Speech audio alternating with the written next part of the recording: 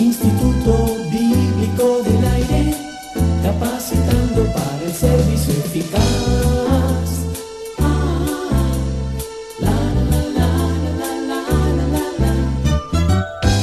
Bienvenido y bienvenida a esta presentación del Instituto Bíblico del Aire. Jesús no solo declaró que Él era el Hijo de Dios y Dios mismo, sino que también lo demostró. Y en el estudio de hoy analizaremos algunas de esas declaraciones que hizo Jesús en el capítulo 5 del Evangelio de Juan.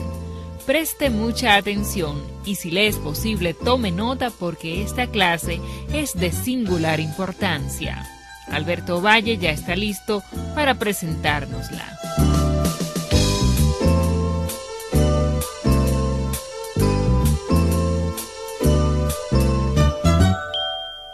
Les saludo con mucho regocijo, apreciado amigo y amiga del Instituto Bíblico del Aire. Nuevamente retomamos nuestros estudios en el Evangelio de San Juan y en esta ocasión comenzaremos con el versículo 17 del capítulo 5. Pero primero permítame hacer algunas observaciones. El capítulo 5 del Evangelio de Juan nos presenta una nueva sección de este Evangelio. Es en este capítulo donde Jesús se envuelve en un diálogo hostil con el sistema religioso establecido. Aunque ese diálogo cambia de lugar, se detiene y vuelve a comenzar, encontramos a Jesús en este enfrentamiento con los fariseos desde el capítulo 5 hasta el capítulo 8. En estos 4 capítulos es importante que usted observe las declaraciones que Jesús hace acerca de quién es Él, qué es Él y por qué Él está en este mundo. Como hemos dicho anteriormente, al final del capítulo 8 vemos que algunos del sistema religioso establecido creyeron en Él, mientras que otros quisieron apedrearlo. Esa fue la opción que Jesús les dejó a ellos y es la opción que nos deja a nosotros si estudiamos con cuidado estas declaraciones. En un estudio anterior le sugerí que tomara un cuaderno y redactara todas las declaraciones que Jesús hace sobre sí mismo en estos 4 capítulos. Luego le pedimos que tomara una de 2 decisiones: o hacerlo Señor de su vida, o decidir apedrearlo y sacarlo definitivamente de su vida. Al llegar al final de este diálogo, como dijo el autor C.S. Lewis, usted solo tiene esas opciones. Usted lo puede llamar el Señor o puede decir que Él fue un mentiroso y el más grande impostor que el mundo haya conocido, o siendo un poquito más considerado, calificarlo de loco o lunático. Le animo nuevamente a que de una manera seria considere lo que Jesús dijo de sí mismo en los capítulos 5 a 8 y luego decida por usted mismo cómo llamará, cómo calificará al Señor Jesucristo. En los primeros 16 versos de Juan encontramos la historia de esta sanidad. El relato de esta sanidad es de verdad hermoso. Me gustaría repasar los beneficios de esta sanidad, sobre todo para aquellos alumnos del IVA que no estuvieron con nosotros en los estudios anteriores. Había una gran multitud de gente enferma alrededor de los 5 pórticos del estanque de Betesda. Mientras Jesús se acercaba al templo de Jerusalén, se aproximó hasta encontrar al que era quizás el más impotente de todos. Él lo sana, probablemente porque ese hombre se había dado por vencido en cuanto a ser sanado en el estanque. Había quienes creían que cuando el agua era movida, un ángel descendía del cielo. El primero que lograba entrar al estanque, luego que el agua era removida, conseguía la salud. Una de las importantes lecciones que sacamos de esta historia la encontramos cuando nos ponemos en el lugar de este hombre. Es posible que la gran multitud de personas impotentes en el estanque sea una ilustración de la iglesia y que una gran multitud de personas que asisten a nuestras iglesias sean como esta multitud enferma. Se nos dice en el libro de Apocalipsis que Jesús se mueve en medio de su iglesia. Es posible que digamos que Él está buscando al más débil de todos, el que ha estado en impotencia por mayor tiempo. Quizás lo está buscando a usted. Y es posible que al encontrarse con usted le haga la pregunta: ¿quieres ser sano? Quizás parafraseando esa declaración sería como decir: ¿quieres recibir todo lo que debes recibir ¿O estás contento con la mediocridad, con ser solo un fragmento de lo que debes ser en tu experiencia cristiana? La lección que sacamos del estanque de Betesda es que dejemos el pozo de Betesda, que no nos puede dar todo lo que necesitamos como solución, y volvámonos a Cristo, quien es el único que puede real y genuinamente llenar todos los espacios de nuestra vida. Aún en su debilidad, venga a Él tal como usted es. Él le invita. La promesa y la experiencia de millones ha sido que al venir a Él, tal y como son, no han salido de ese encuentro con Él, tal y como llegaron cuando se comprometieron a decir, Cordero de Dios, heme aquí. Como el apóstol Pablo descubrió el gran milagro de que su poder se perfecciona en nuestra debilidad, que nuestra debilidad le da a Él la oportunidad de probarnos que Él es fuerte, nosotros también podemos darnos cuenta que Él nos ayuda a ser todo lo que debemos ser. Y cuando esto sucede, como este hombre, debemos ser estratégicamente uno de los argumentos irrefutables de Cristo en el mundo de hoy.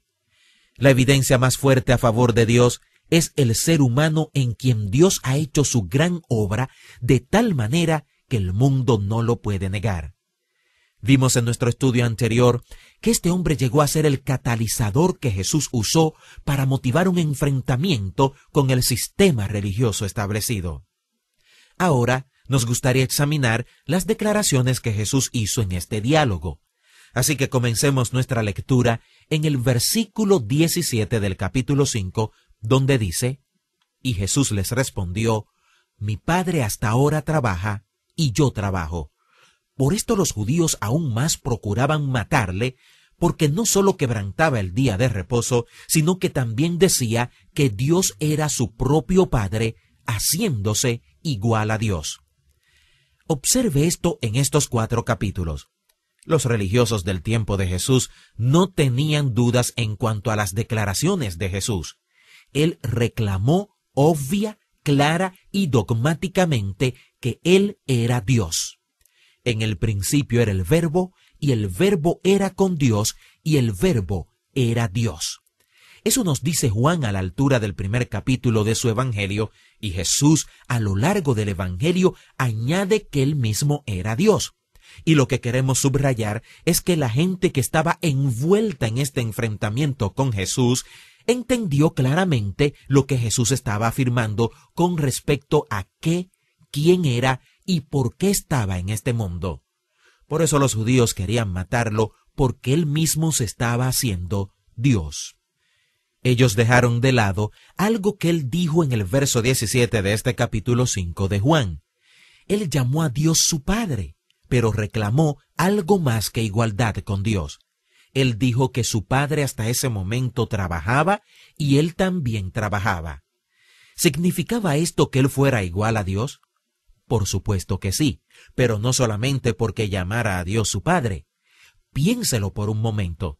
Si alguien hace una seria declaración de que es Dios o de que es igual a Dios y usted le quiere probar que no lo es, ¿qué argumento usaría usted para refutarle?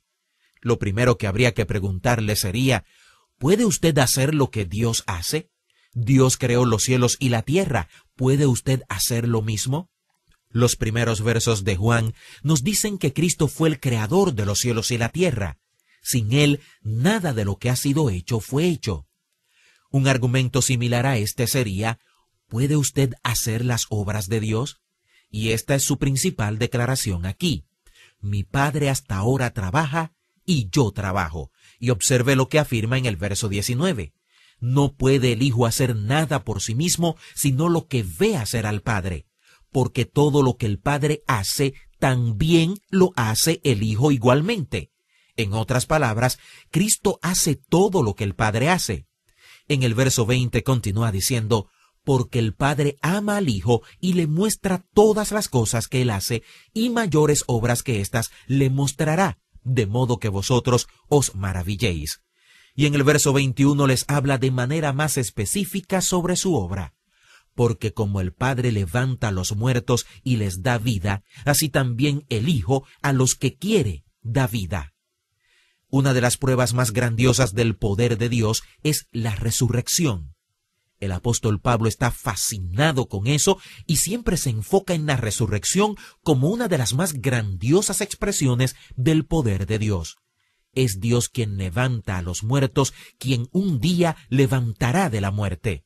De la misma manera, Él le da al Hijo el poder de dar vida a quien quiera que Él quiera dársela.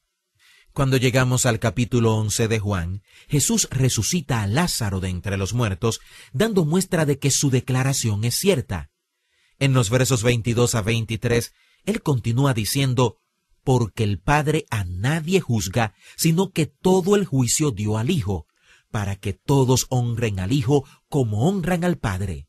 El que no honra al Hijo, no honra al Padre que le envió».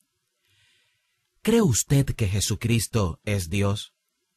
Como hemos dicho, es difícil considerar seriamente estas declaraciones de Jesús acerca de sí mismo y concluir que Él nos estaba considerando Dios. Teológicamente hablando, es de suma importancia que usted crea en la deidad de Cristo, pues si Él no es Dios, no podía realizar la obra de nuestra salvación. Si Él no hubiera sido Dios cuando fue a la cruz, entonces Él mismo necesitaría un Salvador. Es crítico que usted y yo confesemos que Cristo es nuestro Salvador, nuestro Señor y nuestro Dios. Es esa la razón por la que el Espíritu Santo inspiró al apóstol Juan para que nos diera estos capítulos en los cuales Jesús mismo comunica la verdad de que Él, nuestro Salvador, era y sigue siendo Dios. Juan declara que este Evangelio nos fue dado para que creamos y podamos tener vida eterna. En ese sentido, tenemos el registro de este diálogo entre el sistema religioso y Jesús para que podamos hacer la confesión de Tomás el apóstol en el capítulo 20. Señor mío y Dios mío. Hay más verdades que descubriremos más adelante en estos capítulos, pero por el momento quisiera enfatizar la pregunta que hicimos anteriormente. ¿Cree usted que el Salvador Jesucristo es Dios y por tanto debe ser su Señor al mismo tiempo que su Salvador?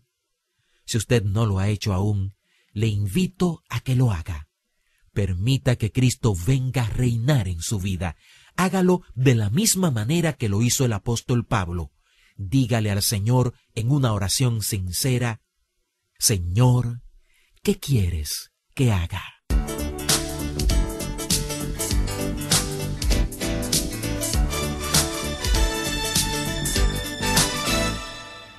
Así finaliza otra importante clase del Instituto Bíblico del Aire.